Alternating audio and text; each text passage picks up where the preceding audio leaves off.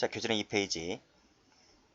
자, 오늘 형소법 첫 시간인데, 형소법은 암기할 게 좀 많습니다. 형법보다는 타 과목보다는 암기할 것이 무지 많은데 필기 잘 하시고 복습 잘 하시면 됩니다. 뭐 달리 말씀드릴 것은 별로 없습니다. 자, 그러면 형소법을 보도록 합니다. 자, 형소법이란 형법을 적용 또는 실현하기 위한 절차를 규정해 놓은 법률 체계를 말한다. 형사 절차는 수사, 공소제기, 공판 절차, 형집행 절차로 구성되어 있다는 것이죠. 자, 이 그림을 좀 보도록 합니다. 이 그림을 별도로 여러분들이 그릴 필요는 없어요. 그냥 보기만 하시면 됩니다. 자, A라는 사람이 B를 죽였습니다. 즉 살인을 했다는 거죠. 이 살인이라고 하는 실체를 규정해 놓은 것이 형법인데 형법 관련 법조문을 가보면 이런 말이 나옵니다. 사람을 살해한 자는 사형이나 무기나 5년 이상의 징역에 처한다라고 규정이 되어 있거든요. 여기서 이 살해라고 하는 이 범죄를 규정해 놓은 것이 형법이고 사형, 무기, 징역이라고 하는 형벌을 규정해 놓은 것이 형법인 겁니다. 이 형법을 구체적 해당 사건에 적용하기 위한 절차를 이제 볼 텐데요. 이 범죄를 규명하는 역할을 누가 합니까? 수사기관이 하죠. 경찰이나 검찰이 합니다. 그리고 형벌을 부과하는 것이 법원이 하는데요.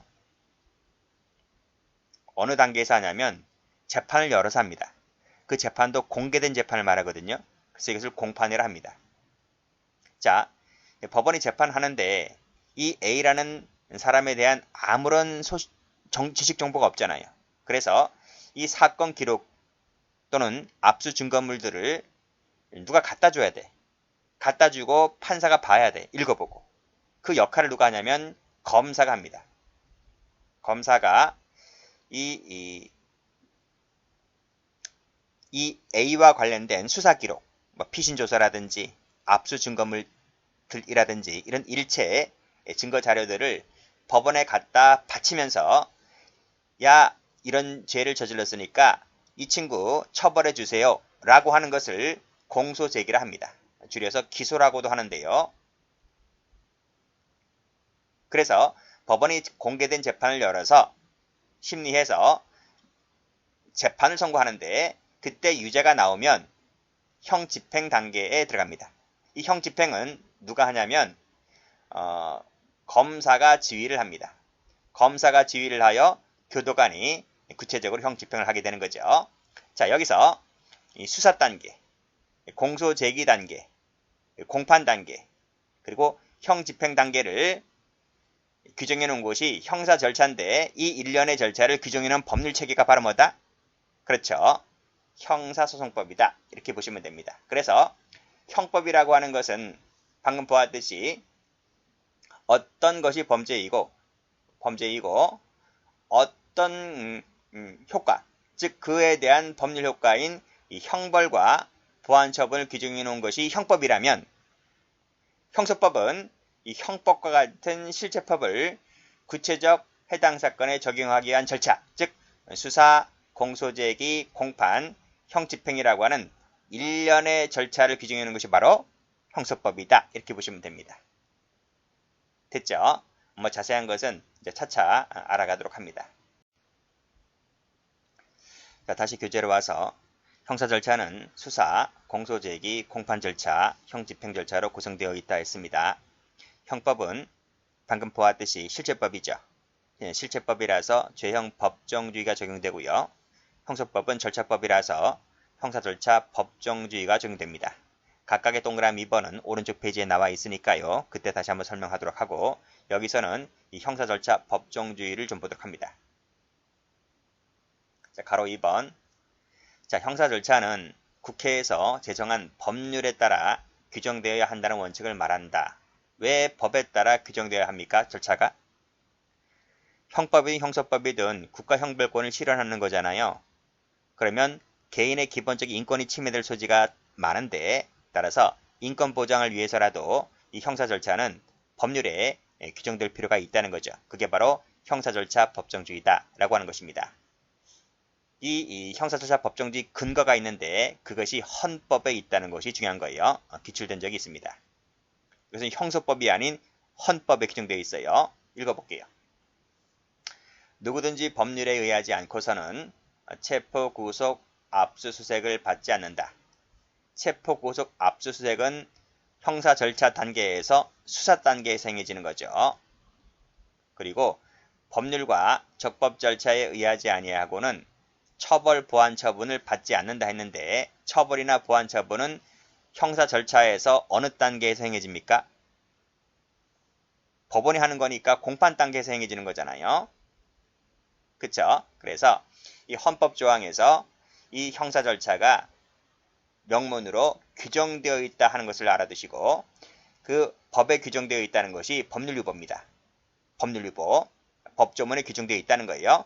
법에 규정되어 있다는 것이 능사가 아니고 그 법은 적정한 절차에 의한 법률이어야 한다는 겁니다. 그래서 헌법조문에 이 적정 절차라고 하는 것도 같이 규정되어 있습니다. 이 두 가지 모두 다 알아두시고 우리 판례 한번 읽어봅니다.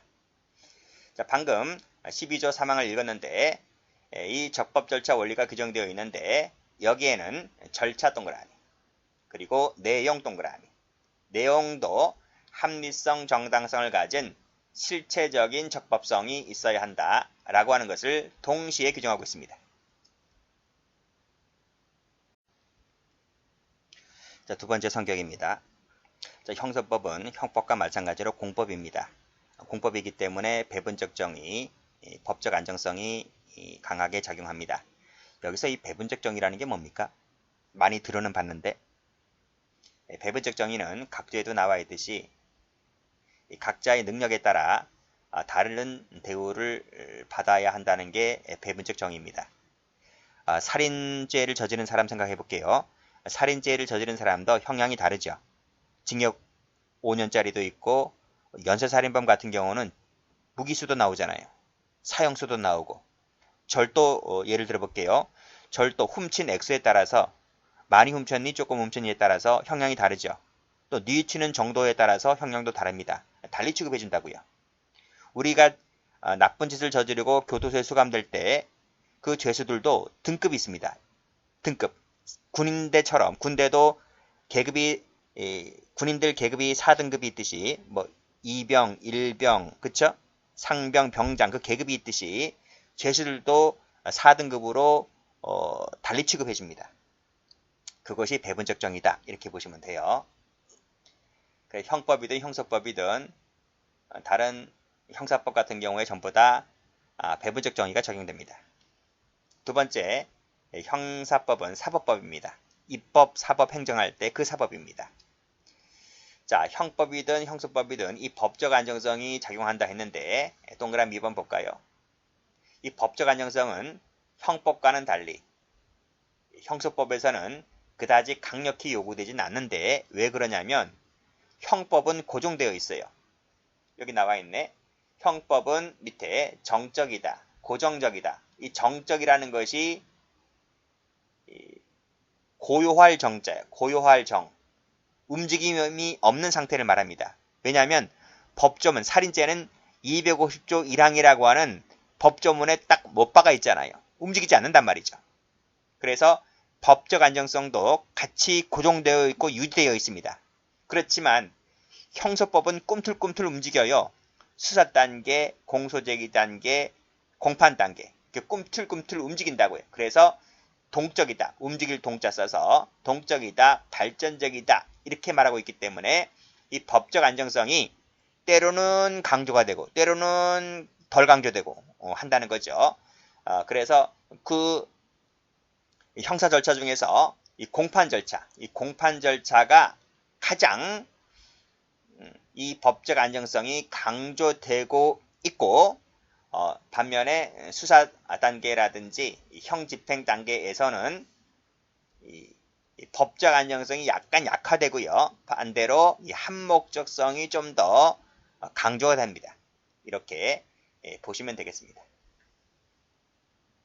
좀 더 강조될 뿐이지 수사라든지 형 집행 절차에서 법적 안정성이 아예 없는 건 아니에요. 있긴 있어요. 있긴 있지만 그나마 한목적성이 좀 더 강조되더라 이런 말이죠.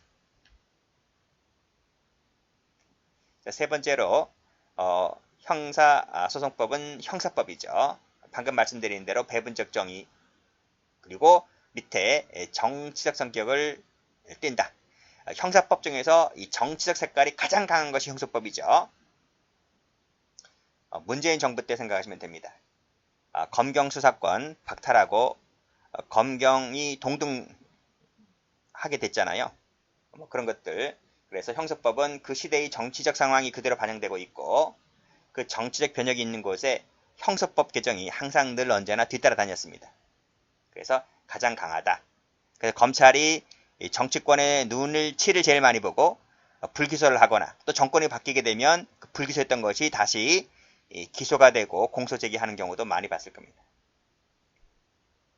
자, 네 번째로 형사법은 절차법이죠. 절차법인데 1번 됐고 2번 보겠습니다. 2번 체크.